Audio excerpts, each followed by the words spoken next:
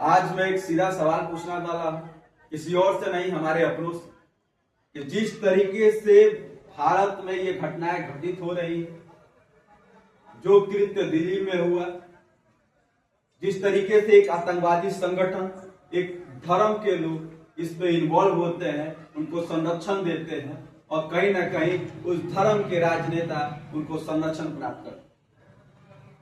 यह देश में क्या मैसेज देना चाहते हैं? यह देश में आम लोगों के मन में एक डर का माहौल बनाना चाहते हैं। आप कल्पना करिए, जिस देश की 80% आबादी हिंदुओं की, उस देश में एक समाज, एक धर्म के लोग आतंकवादी संगठनों से जुड़ के एक सिम्टम की तरह भारत के लोगों में डर का माहौल बनाना चाहते। अभी कुछ दिन पहले ये घटनाएं कश्मीर के पहलगाम में घटित हुई थी, जहां पे लोगों को उनका धर्म पूछ के मारा गया। अभी 2 दिन पहले दिल्ली में 10 से 12 लोगों की हत्या कर दी गई। बम विस्फोट में काफी लोग घायल हुए, कई लोगों की मृत्यु हो गई। आप कल्पना कर सकते हैं कि यह भारत, जो विश्व का सबसे बड़ा लोकतांत्रिक देश, जहां पे 80% आबादी हिंदू, सोचिए बंगाल जैसे देशों में क्या होता, सोचिए बांग्लादेश में क्या होता, सोचिए पाकिस्तान में क्या होता। बंगाल, जो कि भारत का एक अहम हिस्सा है, वहां पे दिन पे दिन घटनाएं घटित होती हैं, हिंदुओं के बहन बेटियों का साथ रेप किया जाता है। आप कल्पना नहीं कर सकते। और इसका सिर्फ एक ही कारण है कि आज हम एकत्रित नहीं है, एकजुट नहीं है। सरकार इन चीजों पे काम करना चाहती है, लेकिन सरकार डरती है कि कहीं ना कहीं भारत के जो सनातन है, जो हिंदू है, वो 50% की आबादी कहीं ना कहीं वो दोहरे चलन। और एक ही कारण है कि यहाँ के राजनेता, हमारे राजनेता हमारे बीच में कई जातियों में फूट बांध के अपनी अपनी राजनीतिक रोटी सेकते हैं और हम एक नहीं होते। जब कांग्रेस की सरकार में इमरजेंसी लगा के सेकुलरिज्म को लागू कर दिया जाता है, तो क्या आज के परिवेश में जब ऐसी घटनाएं घटित हो रही हैं, जब भारत के आम नागरिक सुरक्षित नहीं है, एक धर्म के लोग सुरक्षित नहीं है, तो क्या इस 80% वाली आबादी देश में इमरजेंसी लगा के हिंदू राष्ट्र घोषित नहीं किया जा सकता? ओवैसी जैसे नेता कहते हैं कि 5 मिनट और 15 मिनट प्रशासन हटा दिया जाए तो हम भारत का नक्शा और भूगोल बदल देंगे। कहीं ना कहीं वो सही कहते हैं, वो जानते हैं, अपनी ताकत को समझते हैं और वो मर मिटने के लिए वे तैयार है। और हम सनातनी, हम हिंदू, हम भी अपने ताकत को समझते हैं, हम जानते हैं। क्यों? क्योंकि आज के समय पे अगर एक नेता हिंदुओं की बात करता है, सनातन की बात करता है और अपने सभ्यता संस्कृति को बचाना चाहता है और मंदिर मस्जिद बनवाने की बात करता है, तो हमारे ही अपने ही लोग उनसे सवाल कहते हैं, हमें मंदिर नहीं, हमें रोजगार चाहिए। आपको रोजगार दे दिया जाए, लेकिन आपको कहीं भी कभी भी मार दिया जाए तो क्या उस रोजगार का कोई मतलब निकलेगा? और भारत जैसे देश में, दिल्ली में जो लोग रोजगार कर रहे थे, जो बिहार के होंगे, जो बंगाल के होंगे, जो लखनऊ के होंगे, जो मुंबई के होंगे, कुछ लोग घूमने गए, वो कहीं ना कहीं उनके पास रोजगार भी होगा, वो सक्षम भी होंगे, सारी सुख सुविधाएं भी होंगी, लेकिन उनसे नहीं पूछा गया वो बम विस्फोट करने से पहले कि आपके पास सारी सुख सुविधाएं हैं कि नहीं। उनको मार दिया गया। कश्मीर में जो कुछ लोग गए थे वो भी सक्षम होंगे, उनके पास भी रोजगार और सारी सुख सुविधाएं होंगी, लेकिन बस एक जाति, एक धर्म पूछ के उनको मार दिया गया। कल्पना करिए कि अगर आज हम खड़े नहीं हुए, आज हम अपने राजनेताओं को मजबूत नहीं करेंगे, तो क्या भारत जैसे देश में आज से 50 और 100 साल बाद जब हमारा जनसंख्या 50 और 50% के बराबर होगा, तो क्या हम पूरी तरीके से उनसे लड़ने के लिए सक्षम होंगे? यह सिर्फ एक ही तरीके से लागू हो सकता है कि भारत 1947 में जब इंडिया और पाकिस्तान का विभाजन हुआ तो दो देशों के बांटे, लेकिन भारत के संसाधनों पे सब किसी का हक है, सबसे पहले प्राथमिकता है तो यहाँ के हिंदुओं की। हिंदू किसी जाति से नहीं, सभी जाति मिला के सनातन बनते हैं, जिसमें राजपूत, ब्राह्मण, हरिजन, यादव, भूमियार, हर समाज के, हर जाति के लोग इसमें इन्वॉल्व। हम सबको एक होना होगा, समझना होगा और अपने नेताओं को यह कहना होगा हिंदू राष्ट्र की लड़ाई लड़े, हम आपके साथ।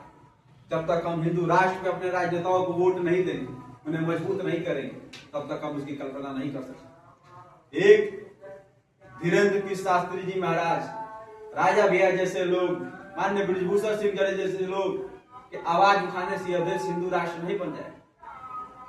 ऐसे लोगों को हमको मजबूत करना होगा,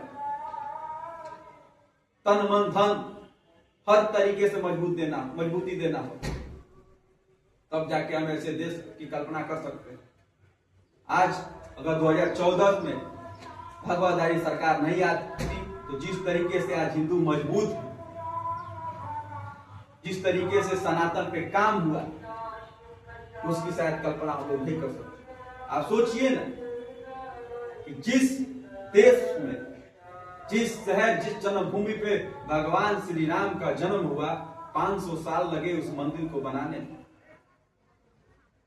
अब कल्पना करिए ना कि जिस उत्तर प्रदेश के ना जाने कितने गांव में हिंदुओं की संख्या कम हो गई। आप कल्पना करिए ना कि बंगाल जैसे स्टेट में किस तरीके से हिंदुओं के साथ घटनाएं घटित हो रही हैं, जो कि वो भारत का एक अहम हिस्सा है। कल्पना करिए ना कि 1% आबादी, 1% मात्र जनसंख्या पाकिस्तान में रह गई हिंदुओं, जो देश के आजादी के समय 20 से 25% हुआ करती। कल्पना करिए ना कि किस तरीके से घटनाएं दिन प्रतिदिन घटित होती हैं। आप कल्पना भी नहीं कर सकते। क्यों? क्योंकि आपका कोई अपना नहीं। जिस दिन आपका अपना मरेगा, अब लाख विरोधी होंगे सनातन हिंदुओं की और ऐसी बकवादारी सरकार की, उस दिन आप कहेंगे कि मैं गलत। आप बेशक कई इमारतें बनवा लेंगे, हर सुख सुविधाएं आपके पास होगी, लेकिन जब जिस दिन आपका बच्चा किसी बम विस्फोट में मरेगा, तब आपको एहसास होगा कि आपको किसके साथ खड़ा होना था और कब हमें फैसला लेना था। अभी देर नहीं हुई, अभी हमें चलना है, हमें लड़ना है और इस देश को बचाना है।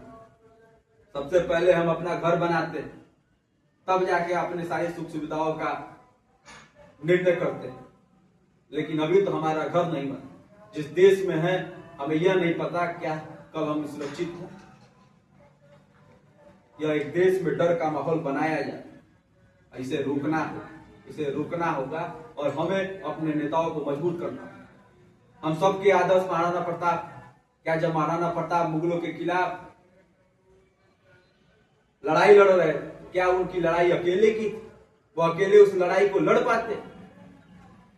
वो अपने समाज के नेता लोगों को जगा सकता है, नेता लोगों के हितों में आग लगा सकता है, उनको मोटिवेट कर सकता है और लड़ते लड़ते अपनी जान भी दे सकता है। लेकिन नेता किसी लड़ाई को अकेले नहीं जीत सकता जब तक उसके समाज के लोग उसके साथ खड़े ना। तो भारत में इतनी संसाधन आज किसी के पास नहीं है कि वो हिंदू राष्ट्र बना दे, लेकिन हम सभी को हर तरीके से तन मन धन से योगदान देना होगा और आप अपने समाज के नेताओं को मजबूत करना होगा कि आप आगे चलिए, हम आपके साथ। आप अपनी सुख सुविधाओं के लिए टैक्स भरते हैं तो अच्छी रोड मिलती है, टैक्स भरते हैं तो अच्छी एजुकेशन मिलती है, टैक्स भरते हैं तो गरीबों को 2 वक्त का अनाज मिल पाता है सरकार की तरफ से। लेकिन जिस दिन सोचिए भारत का हर एक हिंदू, हर एक नागरिक अगर सनातन के लिए टैक्स देने लगे, ऐसी संस्थाएं खुलने लगे, गांव गांव जाके लोगों को जगाने लगे, लोगों को बताने लगे, आप कल्पना भी नहीं कर सकते कि इस देश में कितना सनातन मजबूत है।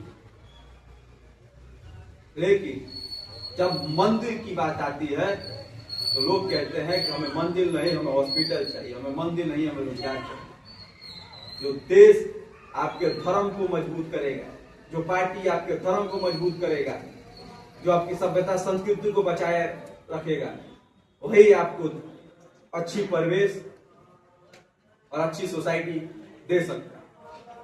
ऐसे राजनेताओं से बचे रहिए, सनातन को मजबूत करिए, और जो भी व्यक्ति आपके लोगों को मजबूत करने की बात करता है, समाज को जोड़ने की बात करता है, आप उसका साथ पूरी तरीके से दीजिए, वरना ऐसी घटनाएं घटित होती रहेंगी और यह धीरे धीरे दीमक की तरह भारत में फैलता रहेगा। बहुत बहुत धन्यवाद।